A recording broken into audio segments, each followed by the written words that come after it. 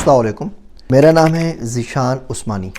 आज हम बात करेंगे डर के ऊपर, खौफ के ऊपर। किसी ने मुझसे पूछा पाकिस्तान का सबसे बड़ा प्रॉब्लम क्या है, तो मैंने जवाब दिया पाकिस्तानी। हम लोगों के डीएनए में या आदात के अंदर कुछ चीज़ें इस तरीके से पेवस्त हो गई हैं कि उनसे छुटकारा मुमकिन नहीं है। दुनिया में वो कहीं नहीं मिलती, हमारे मुल्क में मिलती हैं। उसमें से सबसे बड़ी जो आदत या बीमारी है वो डर की है। हम डर डर के जीते हैं, हम हर वक्त डर रहे होते हैं। हम रोड पे जाते हैं तो डर रहे होते हैं कोई आके पिस्तौल दिखा के हमारा बटवा ना छीन ले।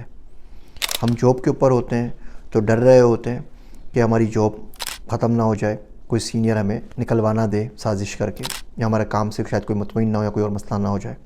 हम शादी पे जाते हैं तो डरते हुए जाते हैं कि दूल्हा दुल्हन वालों के पास से किसी के पास से कोई फड्डा ना हो जाए। हम रिलेशनशिप्स में होते हैं तो बीवी बच्चों का डर होता है कि बीवी नाराज़ ना हो जाए, बच्चे नाराज़ ना हो जाए। माँ बाप बनते हैं तो औलादों से डरते हैं। रह रहे होते हैं तो हुकूमत से डरते हैं, बाकी तमाम लोगों से डरते हैं। ज़िंदा है तो मौत का खौफ है, मर जाएंगे तो शायद और बाकी चीज़ों से डर रहे हों। लेकिन ये डरने का एक लामतनाही सिलसिला है जो चला जा रहा है। इसका नुकसान ये होता है कि आप बड़ा कदम उठाने का सोच भी नहीं सकते, उठाना तो बहुत दूर की बात है।